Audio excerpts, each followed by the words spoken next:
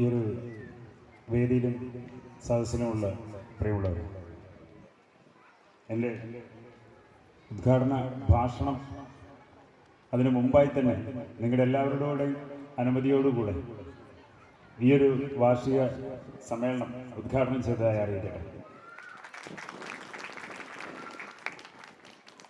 സത്യം പറഞ്ഞാൽ നിങ്ങളിൽ ഭൂരിപക്ഷം ആളുകൾക്ക് എന്നെ അറിയില്ല എന്നുള്ളതാണ് സത്യം. ഒരു ഉദ്ഘാടകനായിട്ട് ഇയാളെങ്ങനെ ഇവിടെ എത്തിപ്പെട്ടത് എന്നുള്ളത്, ഞാനെങ്ങനെ ഇവിടെ എത്തിയതെന്ന് എനിക്കും അറിയില്ല സത്യം. പക്ഷെ ഒന്നുണ്ട്, 23 കൊല്ലമായിട്ട് എക്സൈസ് ഡിപ്പാർട്ട്മെൻറ്റിൽ ജോലി ചെയ്തുകൊണ്ടിരിക്കുന്ന ഒരാളാണ് ഞാൻ. കഴിഞ്ഞ 15 വർഷമായിട്ട് നിങ്ങളുടെ മക്കൾക്കിടയിൽ ലഹരിക്കെതിരെയുള്ള വിവിധങ്ങളായിട്ടുള്ള ക്ലാസ്സുകളുമായിട്ട് കയറി ഇറങ്ങി നടക്കുന്ന ഒരാളാണ്. അങ്ങനെ എവിടെയോ വെച്ച് കണ്ടിട്ടാവാം ഞാനിവിടെ എത്തിപ്പെട്ടത്. അതുകൊണ്ട് തന്നെ എൻ്റെ ഉദ്ഘാടന ഭാഷത്തിൽ എനിക്ക് നിങ്ങളോട് സൂചിപ്പിക്കാനുള്ളത് നിങ്ങളുടെ മക്കളുടെ ഭാവിയെക്കുറിച്ച് മാത്രമാണ്. ഒരു കാര്യം നമുക്കറിയാം, കഴിഞ്ഞ കുറച്ച് വർഷങ്ങളായിട്ട്, കൃത്യമായിട്ട് പറഞ്ഞാൽ കോവിഡിന് ഇങ്ങോട്ട് ശേഷമാണ് നമ്മുടെ നാട്ടിൽ പല മയക്കുമരുന്നുകളും കേൾക്കാനും കാണാനും നമ്മൾ തുടങ്ങി. അപ്പം ഞാൻ പറഞ്ഞല്ലോ, എക്സൈസ് ഡിപ്പാർട്ട്മെൻറ്റിൽ 23 കൊല്ലമായിരുന്നു. പക്ഷേ 2020 വരെയും എൻ്റെ ജീവിതത്തിൽ ഞാൻ നേരിട്ട് കണ്ട മയക്കുമരുന്ന് എന്ന് പറയുന്നത് കഞ്ചാവ് മാത്രമായിരുന്നു. കാര്യം മറ്റു മയക്കുമരുന്നുകളൊന്നും ഞങ്ങൾക്ക് കേസായിട്ട് കിട്ടിയിട്ടുണ്ടായിരുന്നില്ല. പക്ഷെ ഇന്ന് അവിടെ നിന്ന് ഇങ്ങോട്ട് നമ്മുടെ നാടിൻ്റെ ഒരു അവസ്ഥ നോക്കുകയാണെങ്കിൽ, ഇന്ന് നമ്മുടെ ലോകത്തിൻ്റെ മുക്കിനും മൂലയ്ക്കും എന്തൊക്കെ മയക്കുമരുന്നുകളുണ്ടോ, നമ്മുടെ ലോകത്തിൻ്റെ മുക്കിനും മൂലയ്ക്കും എന്തൊക്കെ മയക്കുമരുന്നുകളുണ്ടോ, അതൊക്കെ നമ്മുടെ നാട്ടിൻപുറങ്ങളിൽ പോയി. ഒന്നുകൂടെ ചെറുതാക്കി പറഞ്ഞാൽ, നമ്മുടെയൊക്കെ പിഞ്ചോമനകൾ പഠിക്കുന്ന UP സ്കൂൾ കോമ്പൗണ്ടുകളിലേക്ക് വരെ എത്തിക്കൊണ്ടിരിക്കുന്ന ഒരു കാലം. കോളേജും ഹയർ സെക്കൻഡറിയും ഹൈസ്കൂളും കഴിഞ്ഞ് UP സ്കൂളിൻ്റെ മതിലുകൾക്കകത്തേക്ക് പോലും എത്തി തുടങ്ങിയിരിക്കുന്നു എന്നുള്ളത്. അതെന്താ ഇപ്പോൾ പുതുതായിട്ട് വന്നതെന്ന് ചോദിച്ചാൽ ഞാൻ അതിൻ്റെ പേരൊന്നും വിശദീകരിക്കുന്നില്ല, ഇങ്ങനെ നമ്മുടെ കുട്ടികളെ മക്കളൊക്കെ ഉള്ള ഒരു വേദിയിൽ വെച്ച്. പക്ഷെ അതിനൊരു ഒറ്റവാക്കിനൊരു പേര് പറയാറുണ്ട്, രാസലഹരികൾ എന്നാണ്, സിന്തറ്റിക് ഡ്രഗ്സ്. കുറച്ച് കെമിക്കൽസും ഉണ്ടാക്കാൻ അറിയാവുന്ന ഒരാളുണ്ടെങ്കിൽ എവിടെയും ഉണ്ടാക്കാവുന്ന മാരകമായിട്ടുള്ള മയക്കുമരുന്നുകൾ.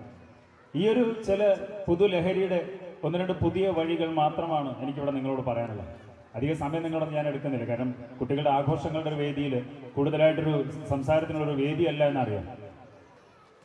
ഈ പുതുലഹരിയുടെ ചില പുതിയ പ്രശ്നങ്ങൾ എന്ന് പറയുമ്പോൾ അത് നമ്മൾ അറിഞ്ഞിരിക്കേണ്ട കാര്യം കൂടിയാണ്. മുമ്പൊക്കെ ഞങ്ങൾ കുട്ടികൾക്ക് ക്ലാസ് എടുക്കുമ്പോൾ ഇത്തരം ലഹരി വസ്തുക്കൾ ഉപയോഗിക്കുമ്പോൾ ഉണ്ടാകുന്ന പ്രശ്നങ്ങളും അസുഖങ്ങളെ കുറിച്ചൊക്കെ കുട്ടികളോട് പറഞ്ഞു കൊടുക്കുമ്പോൾ, സത്യം പറയട്ടെ, ഇന്നുള്ളതിനേക്കാളും വലിയൊരു പ്രതീക്ഷ അന്ന് ഞങ്ങൾക്ക് ഉണ്ടായിരുന്നു. പ്രതീക്ഷ എന്ന് പറഞ്ഞാൽ ഒരിക്കലും എൻ്റെ വാക്ക് കേൾക്കുന്ന ആളുകളൊന്നും ഉപയോഗിക്കില്ല എന്നുള്ളതൊന്നുമല്ല, മറിച്ച് ഇച്ചിരി കാലം കൂടെ ബാക്കിയുണ്ടല്ലോ എന്നുള്ളതായിരുന്നു. അവരെ തിരിച്ചുകൊണ്ട് കൊണ്ടുവരാൻ നമുക്ക് കാലം കുറച്ച് ബാക്കിയുണ്ടായിരുന്നു. കാരണം ഒരു സിഗരറ്റ് വലിച്ചതിൻ്റെ പേരിലോ, അല്ലെങ്കിൽ മദ്യപിച്ചതിൻ്റെ പേരിലോ, അല്ലെങ്കിൽ മറ്റൊരു ലഹരി വസ്തുക്കൾ ഉപയോഗിച്ചതിൻ്റെ പേരിലോ അന്നൊന്നും ആരും പെട്ടെന്നൊന്നും മരണത്തിലേക്ക് പോയിരുന്നില്ല. അതിൻ്റെ ദുരന്തങ്ങളും ഒക്കെ അനുഭവിച്ച് കുറച്ച് കാലം ബാക്കിയുണ്ടായിരുന്നു. അതുകൊണ്ട് നമുക്ക് അവനെ തിരിച്ചു കൊണ്ടുവരാലോ എന്നൊരു പ്രതീക്ഷ ഉണ്ടായിരുന്നു. പക്ഷെ ഇന്ന് അതില്ല. ഒരു 4-5 കൊല്ലം അതിനപ്പുറത്തേക്ക് ജീവിതം തന്നെ ഇല്ലാതാകുന്ന ഒരവസ്ഥയിലേക്ക് നമ്മുടെ കുട്ടികളെ കൊണ്ടുചെന്നെത്തിക്കുന്ന മയക്കുമരുന്നുകളുടെ കാലമാണ്. വെറും ഒരു 2 വർഷത്തെ ഉപയോഗം കൊണ്ട് തൻ്റെ പല്ല് പൊടിഞ്ഞു പോയിട്ടുള്ള 22 വയസ്സുള്ളൊരു പയ്യനെ ഞാൻ കണ്ടിട്ടുണ്ട്. അതിന് ഈ ഫ്രണ്ടിലുള്ള ഈ നമ്മളെ നാടൻ ഭാഷയിൽ പലകപ്പല്ല് എന്നൊക്കെ പറയുന്ന 3-4 പല്ലുണ്ടല്ലോ, ഈ പല്ല് കാണാനില്ലായിരുന്നു ഞാൻ നോക്കിയപ്പം. ഈ ചെറിയ പൊടിമക്കൊക്കെ പുഴുപ്പല്ലൊക്കെ വന്ന പോലെ വെറും 2 വർഷത്തെ ഉപയോഗം കൊണ്ടാണ്. ഇനി അതിനേക്കാളും നമ്മൾ പേടിക്കേണ്ട ഒരു കാര്യമുണ്ട്. ഞാൻ ചോദിക്കട്ടെ, നിങ്ങൾ തീരുമാനിക്കാതെ, നിങ്ങളറിയാതെ നിങ്ങളുടെ ഉള്ളിലേക്ക് മയക്കുമരുന്നുകൾ എത്തുമോ? ഉറപ്പാണോ? എന്നാ ഉറപ്പിക്കണ്ട, കാലം മാറി. ഇന്ന് നമ്മൾ തീരുമാനിക്കുക, നമ്മൾ അറിയാൻ വേണ്ട. ആരെങ്കിലും ഒരാൾ തീരുമാനിച്ചാൽ മതി ആരുടെയെങ്കിലും ഉള്ളിൽ മയക്കുമരുന്ന് എത്താൻ. ഇപ്പം ഞാൻ തീരുമാനിക്കുകയാണ് നിങ്ങളുടെയൊക്കെ ഉള്ളിൽ മയക്കുമരുന്ന് എത്തിക്കണമെന്ന് വിചാരിച്ചാൽ എനിക്ക് സെക്കൻഡുകൾ മതി. എന്താ കാര്യം? ഞാൻ നിങ്ങൾക്കൊരു ഗ്ലാസ് വെള്ളം കുടിക്കാൻ തരുന്ന സമയത്ത് എൻ്റെ വിരലതിലൊന്ന് മുക്കി നിങ്ങളത് കുടിച്ചു, നിങ്ങളുടെ ഉള്ളിൽ മയക്കുമരുന്ന് എത്തി. കാര്യം എന്താ? ഞാൻ എൻ്റെ വിരൽ ആദ്യം മുക്കിയത് എവിടെയാണെന്ന് നിങ്ങൾ അറിയില്ല. എൻ്റെ വിരലിൻ്റെ നഖങ്ങൾക്കിടയിൽ ഞാൻ എന്താ ഒളിപ്പിച്ചതെന്ന് നിങ്ങൾക്ക് അറിയില്ല. കാര്യം ഇപ്പോൾ വളരെ കുറഞ്ഞ അളവ് മതി, വളരെ കുറച്ച് അളവ് മതി. 2020 മുമ്പ് എക്സൈസും പോലീസും ഒക്കെ പിടിച്ചെടുക്കുന്ന കേസുകളിൽ ഞങ്ങൾ പിടിച്ചെടുക്കുന്ന മയക്കുമരുന്നുകളുടെ അളവ് എന്ന് പറയുന്നത് കിലോ കണക്കും ടൺ കണക്കും മാത്രമായിരുന്നു.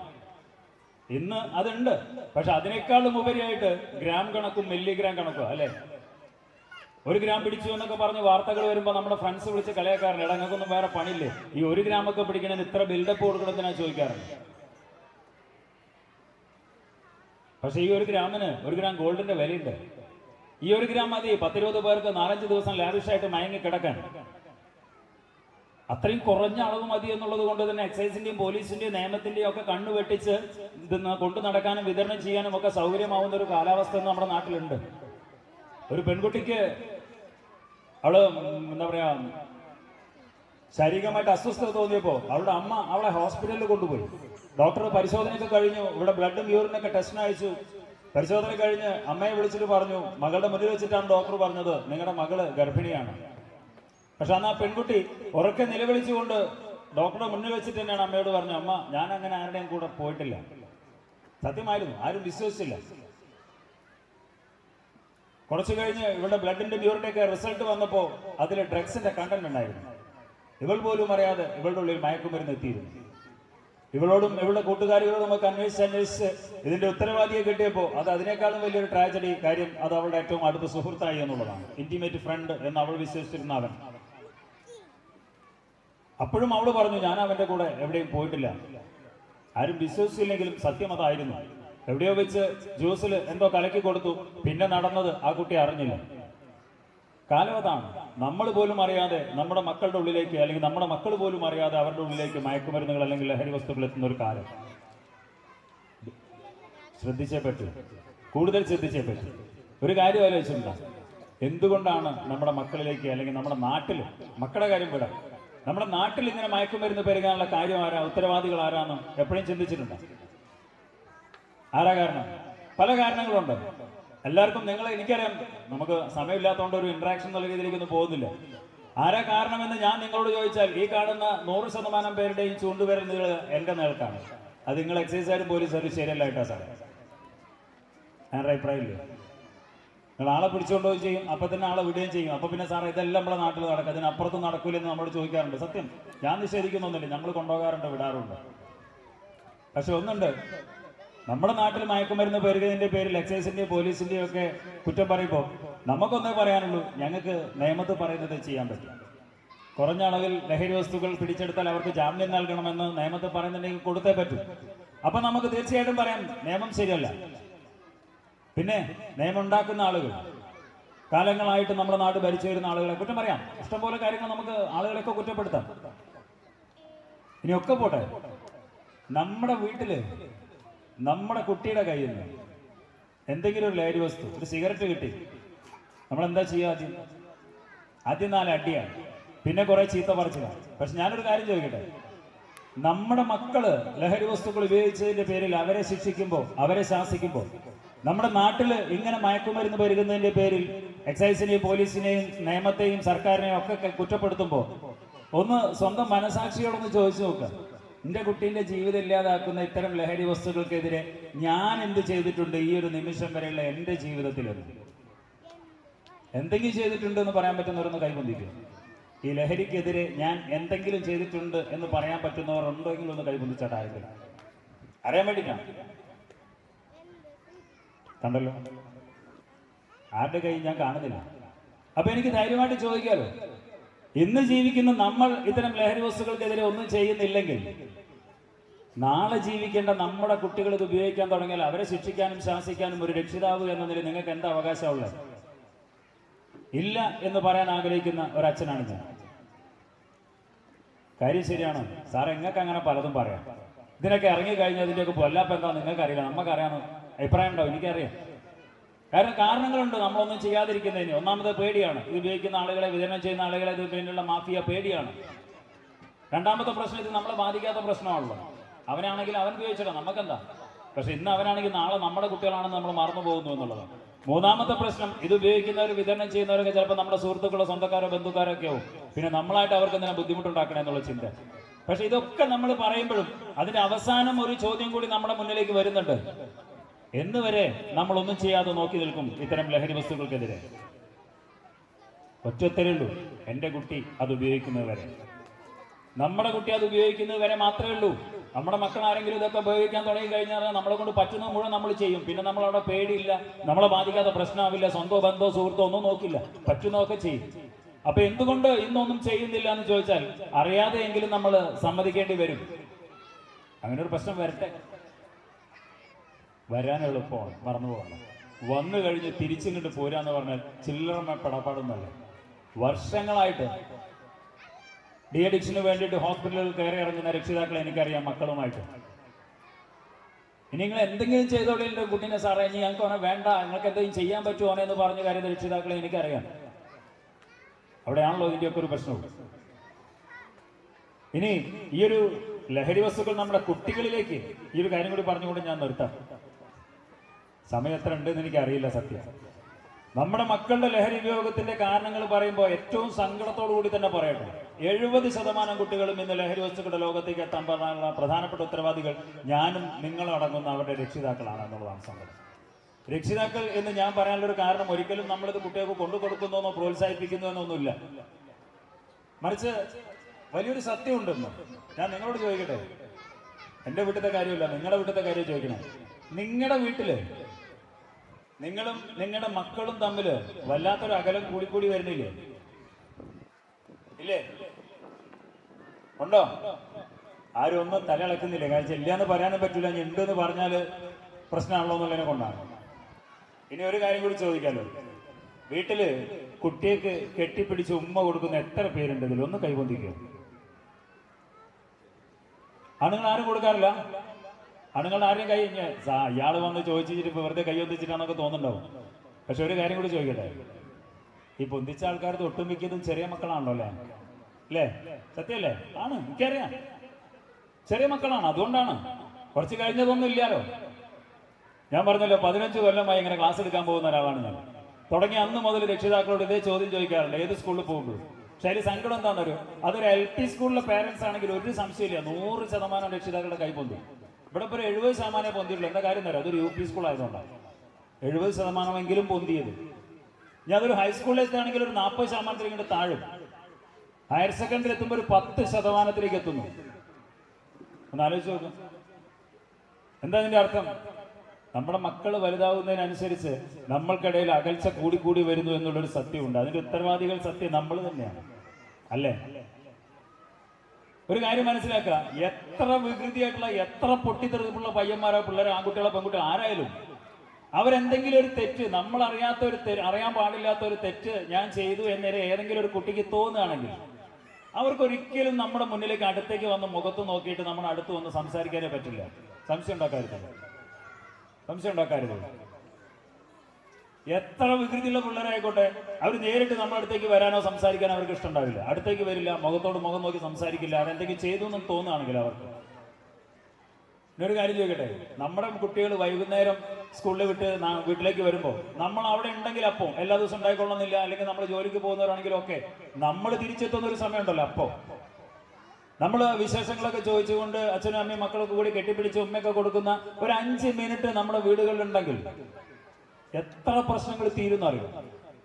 എല്ലാ പ്രശ്നമൊന്നും ഞാൻ പറയുന്നില്ല, എത്രയോ പ്രശ്നങ്ങൾ തീരും. കാര്യം പലപ്പോഴും ഇന്ന് രക്ഷിതാക്കൾ അറിയുന്നില്ല എൻ്റെ കുട്ടികൾക്കുണ്ടാകുന്ന മാറ്റങ്ങൾ. ഒരു കുട്ടി ലഹരി വസ്തു ഉപയോഗിച്ചു എന്ന് എങ്ങനെ അറിയാൻ പറ്റുമെന്ന് ചോദിച്ചാൽ എനിക്കൊരു ഒറ്റത്തരേ ഉള്ളൂ, അവന്റെ സ്വഭാവത്തിലുമുള്ള അല്ലെങ്കിൽ അവന്റെ പെരുമാറ്റത്തിലുള്ള മാറ്റങ്ങൾ അറിയുക. അതറിയണമെങ്കിൽ അവരോടൊപ്പം ഉണ്ടാകണം. അവൻ 6ാം ക്ലാസ്സിലും 7ാം ക്ലാസ്സിലൊക്കെ എത്തുമ്പോഴേക്കും നമ്മൾ വലിയ വീട് അങ്ങോട്ട് കെട്ടിണ്ടാക്കി ഇവിടെ അനക്കപ്പുറത്തൊരു മുറി ഉണ്ടാക്കിയിട്ടില്ല, അവിടെ പോയി കിടന്നൂടെ? ഒറ്റയ്ക്ക് കിടക്കാൻ പേടിയാ. പിന്നെ ആ മുറിക്കുള്ളിൽ എന്താ നടക്കുന്നത് നമ്മൾ അറിയുന്നില്ല. പലപ്പോഴും രക്ഷിതാക്കള് അവരുടെ മക്കള് ഇപ്പൊ കഴിഞ്ഞ ഒരു 2 മാസം മുമ്പ് ഞാൻ പരപ്പനാടി വർക്ക് ചെയ്യുമ്പോഴാണ് ചെമ്മാട് എന്നുള്ളൊരു ഉമ്മയും ഉപ്പയും കൂടി ഓഫീസിലേക്ക് വന്നത്. കുട്ടീന്റെ കയ്യിൽ നിന്ന് 2 പാക്കറ്റ് ഹാൻഡ്സ് കിട്ടിയെന്ന് പറഞ്ഞിട്ട് സങ്കടത്തിലാണ് വന്നത്. അന്ന് ആ ഉമ്മ എന്നോട് പറഞ്ഞൊരു കാര്യമുണ്ട്, സാറേ എൻ്റെ കുട്ടീനോട് കരഞ്ഞുകൊണ്ട് എല്ലാ കാര്യങ്ങളും പറഞ്ഞു. അവൻ ആദ്യമായിട്ട് ഉപയോഗിച്ച് പോയതാണ്, അവൻ്റെ ചങ്ങായിമാരൊക്കെ കൂടി പറഞ്ഞപ്പോൾ. പക്ഷെ ഞാൻ ചോദിച്ചപ്പോൾ അവനോട് പറഞ്ഞാൽ എന്താണെന്ന്, ഞാൻ 10ാം ക്ലാസ് പരീക്ഷ കഴിഞ്ഞപ്പോൾ തുടങ്ങിയെന്ന് സാറേ, ഇപ്പൊ +2 പഠിക്കുന്ന പയ്യനാണ്. 2 വർഷം 1.5 വർഷത്തിലധികമായിട്ട് ആ കുട്ടി ഹാൻഡ്സും സിഗരറ്റും ഉപയോഗിക്കുന്നു എന്നുള്ളത് ആ അച്ഛനും അമ്മയും അറിഞ്ഞത് ഒരു എക്സൈസുകാരനായിട്ടുള്ള ഞാൻ പറഞ്ഞപ്പോഴാണ്. ആരുടെ പരാജയമാണ്? അതാണ് നമുക്ക് പറയാനുള്ളത്. ഈ ഒരു അകൽച്ച വരുമ്പോൾ നമ്മൾ അറിയാതെ പോകുന്നു എന്നുള്ളത്, അവിടെയാണല്ലോ ഇതിന്റെ ഒരു വിഷയം. അതുകൊണ്ട് തന്നെ എനിക്ക് നിങ്ങളോട് പറയാനുള്ളത്, ഇപ്പൊ ഞാനിപ്പോ രണ്ടാഴ്ച മുന്നേ ഒരു ഹയർ സെക്കൻഡറി സ്കൂളിൽ ക്ലാസ് എടുക്കാൻ വേണ്ടി പോയപ്പോൾ 2 ക്ലാസ്സിലെ കുട്ടികളായിട്ട് 120 കുട്ടികളുണ്ടായിരുന്നു. ഞാൻ അവരോട് ചോദിച്ചു, ഇതിൽ ആരെങ്കിലും അച്ഛനമ്മയ്ക്ക് ഉമ്മ കൊടുക്കണവരുണ്ടോ? ഒരാള് കൈ പൊത്തിയില്ല. അതിനുശേഷം ഞാൻ ഒന്നും കൂടെ ചോദിച്ചു, ഞാനിന്ന് നിങ്ങളുടെ ക്ലാസ് എടുത്തു കഴിഞ്ഞ് എനിക്ക് നിങ്ങളുടെ ഒറ്റ അഭ്യർത്ഥനയുള്ളൂ, ഒന്ന് വീട്ടിൽ പോയിട്ട് വൈകുന്നേരം എന്നുള്ളൊരു ഉമ്മ കൊടുക്കണം. എത്രയൊക്കെ കൊടുക്കാൻ പറ്റുമെന്ന് ചോദിച്ചപ്പോൾ ഒരാളുടെ കൈ പൊന്തിയില്ല. അവർക്ക് തോന്നുന്നു അവർക്ക് പറ്റില്ല. എന്താ കാര്യം? അഥവാ വന്നിട്ടാണെങ്കിൽ തല ചൊറിഞ്ഞിങ്ങനെ നിൽക്കും നമ്മുടെ അടുത്തേക്ക് വന്നിട്ട്. എന്നിട്ട് പിന്നെ ഇങ്ങനെ ചൊറിഞ്ഞിങ്ങനെ നിൽക്കും. എന്തേ അല്ല സാറ് എന്ന് വന്ന് പറഞ്ഞു കഴിഞ്ഞാൽ അഥവാ ഒരു ഉമ്മ വന്നിട്ടാണെങ്കിൽ നമ്മളെന്താ ചോദിക്കുക? എനിക്കെന്താ കാര്യം നടക്കാനുള്ളത് ചോദിക്കും അല്ലേ? എന്തോ നടക്കാണ്ട്, അല്ലാണ്ട് അവളിപ്പോൾ വരില്ല അങ്ങോട്ട് ഉമ്മാരാണ്. അതാണല്ലോ നമ്മളിന്ന് കൂടി ചോദിക്കുക. അത്രയും ഒരു അകൽച്ച നമുക്ക് തമ്മിൽ വന്നു എന്ന് പറയുമ്പോൾ ഒന്ന് ആലോചിച്ച് നോക്കുക. അതുകൊണ്ടാണ് ഞാൻ പറയുന്നത്, നമ്മുടെ മക്കളും നമ്മളും തമ്മിലുള്ള അകലം കൂടുന്നതിനനുസരിച്ച് നമ്മുടെ കുട്ടികളിൽ ഉണ്ടാകുന്ന മാറ്റങ്ങൾ അറിയാൻ പറ്റാതെ പോകുന്നു എന്നുള്ളത്. ഇനി അതുപോലെ തന്നെ നമ്മൾ അറിയേണ്ട ഒരു കാര്യം കൂടിയുണ്ട്. ഇപ്പൊ നമ്മുടെ നാട്ടിൽ നമ്മുടെയൊക്കെ ചെറുപ്പകാലം മുതൽ കണ്ടുവരുന്ന ഒരു മയക്കുമരുന്ന് എന്ന് പറയുന്നത് കഞ്ചാവാ അല്ലേ? ഈ സാധനം കണ്ടാൽ തിരിച്ചറിയാൻ പറ്റുന്ന എത്ര പേരുണ്ട് ഇവിടെ? കഞ്ചാവ് എന്ന് പറയുന്നൊരു സാധനം കണ്ടാൽ തിരിച്ചറിയാൻ പറ്റുന്ന എത്ര പേരുണ്ട് ഇപ്പോൾ? വേക്കിൽ ആരെങ്കിലും? ആരുമില്ല. ഞാൻ ചോദിക്കുന്നു, ഒന്നുകൂടെ പറയുന്നു, നമ്മുടെ കുട്ടിയുടെ കയ്യിൽ നിന്ന് ഇങ്ങനെ ഒരു സാധനം കിട്ടിയാൽ എടാ ഇത് ഇന്ന സാധനമാണ് ഉപയോഗിക്കരുതെന്ന് പറയാൻ പറ്റുന്ന എത്ര പേരുണ്ട് ഇവിടെ? ആരുമില്ല.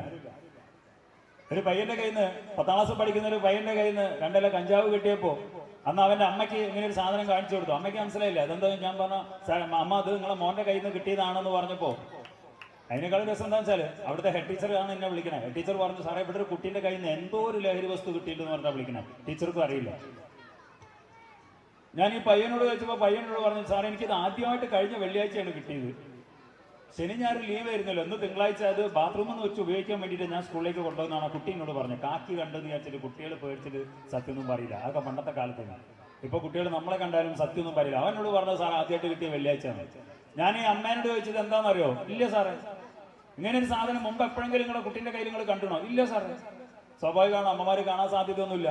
പിന്നെ ഞാൻ ഈ കുട്ടീനെ വൈകുന്നേരങ്ങൾ സൗഹൃദങ്ങളെ അവരുടെ സുഹൃത്തുക്കളെ കുറിച്ചൊക്കെ സംസാരിച്ച് വന്നപ്പോൾ ഈ അമ്മ പെട്ടെന്ന് ഒരു 5 മിനിറ്റ് കൊണ്ട് കഴിഞ്ഞില്ല, അല്ല സാറേ ഞാനിങ്ങനെ ഒരു സാധനം അവൻ്റെ കയ്യിൽ കണ്ടിട്ടുണ്ടല്ലോ.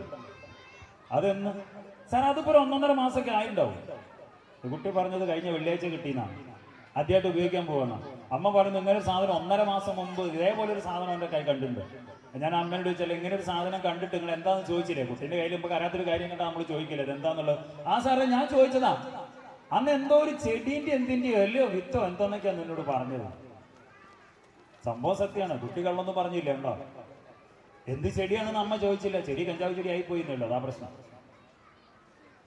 സത്യം. നമ്മുടെയൊക്കെ ചെറുപ്പത്തിൽ ആകെ 3-4 സാധനമുള്ളൂ. സിഗരറ്റ്, ആൻസ്, പാൻസറൊക്കെ മറ്റേ ഇങ്ങനെ 3-4.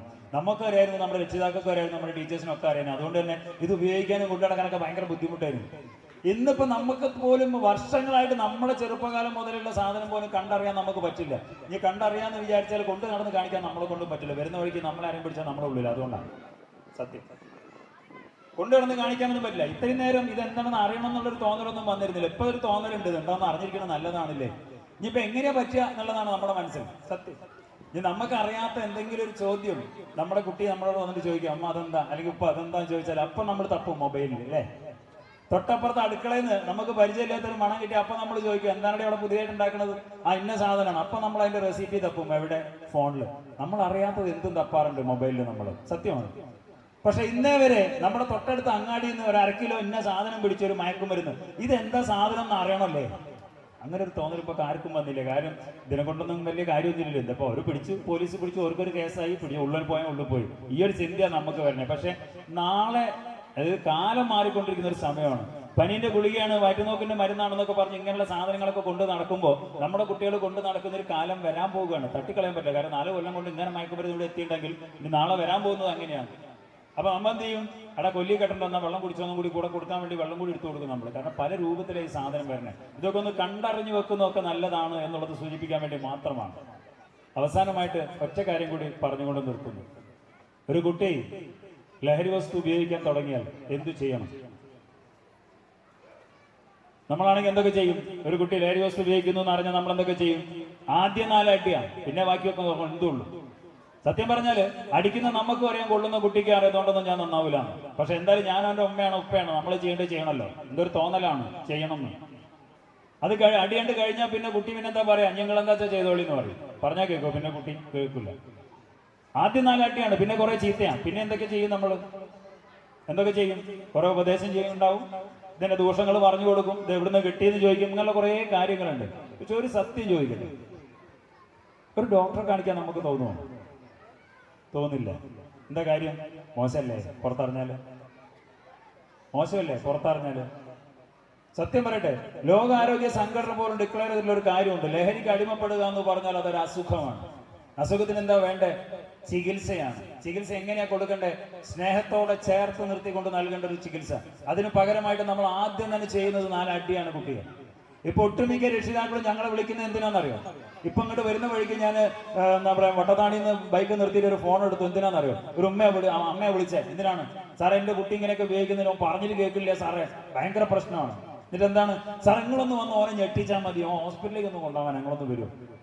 ഒരാശുപത്രി കൊണ്ടുപോകാൻ എൻ്റെ കുട്ടിയെ കൊണ്ടുപോകണമെങ്കിൽ നിങ്ങൾ പറഞ്ഞിട്ട് അവനൊന്ന് പേടിപ്പിച്ചിട്ട് വേണം വരാൻ. എന്തുകൊണ്ടാണ്? ഈ കുട്ടീനെ ഇവർ ചെയ്യാൻ പാടുള്ള കാര്യങ്ങളൊക്കെ അവർ ആദ്യം ചെയ്തു കഴിഞ്ഞു. അപ്പൊ എൻ്റെ അച്ഛനും അമ്മയ്ക്ക് ഇന്നെ എന്തൊക്കെ ചെയ്യാൻ പറ്റുള്ളൂ എന്നുള്ളൊരു തോന്നൽ ആ കുട്ടിക്ക് ആദ്യമുണ്ട്. അടിച്ചിട്ടും പിടിച്ചിട്ടും ഒന്നും നമ്മളെ കുട്ടികൾ വരാൻ പോകില്ല. പിന്നെ പറഞ്ഞാൽ കേൾക്കാത്തൊരവസ്ഥയിലേക്ക് എത്തി. ഇപ്പൊ രക്ഷിതാക്കൾ മുഴുവൻ ഞങ്ങളോട് ആവശ്യപ്പെടുന്ന ഒരൊറ്റ കാര്യമുള്ളൂ, നിങ്ങൾ ഓനെ എങ്ങനെയെങ്കിലും ഒന്ന് സാറേ ആ ഹോസ്പിറ്റലിലേക്ക് അല്ലെങ്കിൽ ഡോക്ടറെ അടുത്തേക്ക് ഒന്ന് എത്തിച്ചേരണം. എല്ലാ രക്ഷിതാക്കളുടെ ആവശ്യപ്പതാണ് സത്യം.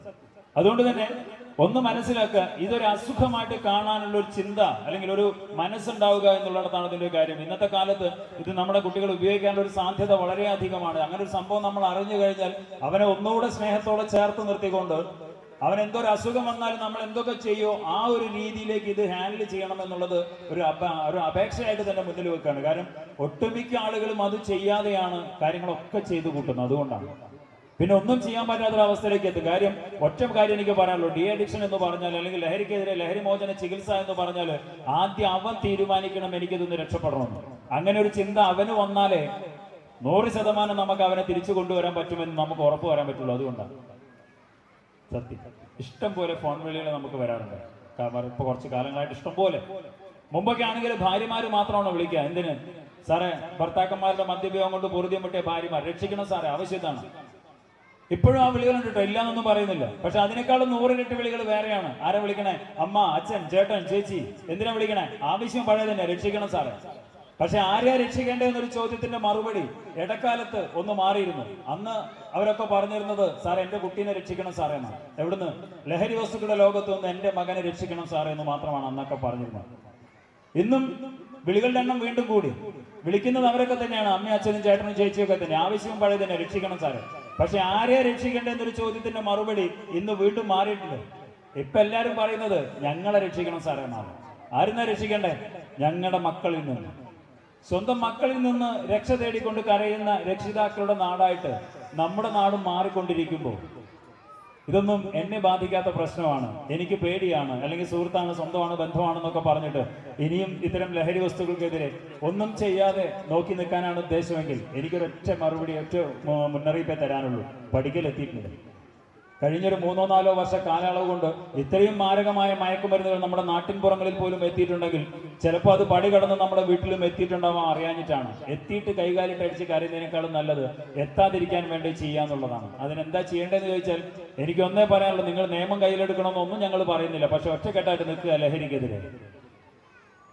ഇതിനെതിരെയുള്ളൊരു കൂട്ടായ്മ, ജാഗ്രതാ സമിതികൾ, ലഹരി വിരുദ്ധ സമിതികൾ ഇങ്ങനെയുള്ളൊക്കെ ഫോം ചെയ്യുന്ന രൂപീകരിക്കുമ്പോൾ അത് പഞ്ചായത്ത് മെമ്പറിന്റെ കീഴിലാണെങ്കിലും ആരുടെ കീഴിലാണെങ്കിലും, ഇങ്ങനെ ക്ലബ്ബുകളാണെങ്കിലും മഹല്ല് കമ്മിറ്റി ആണെങ്കിലും ആരുടെ കീഴിലും ഇങ്ങനെയുള്ള രൂപീകരിക്കുന്ന സമയത്ത് സാന്നിധ്യം കൊണ്ടെങ്കിലും അതിന് ശക്തി പകരേണ്ടത് നമ്മുടെ ആവശ്യമാണ്, നമ്മുടെ കുട്ടിയുടെ ആവശ്യമാണ് എന്നുള്ളൊരു തോന്നൽ മുന്നിൽ വെച്ചുകൊണ്ട് പോവുക. കാര്യം ഞങ്ങൾ കുറച്ച് എക്സൈസുകാരും പോലീസുകാരും മാത്രം വിചാരിച്ചാൽ നിങ്ങളുടെ കുട്ടികളെ രക്ഷിക്കാൻ സാധിക്കില്ല എന്നുള്ളൊരു സത്യം തിരിച്ചറിയുക.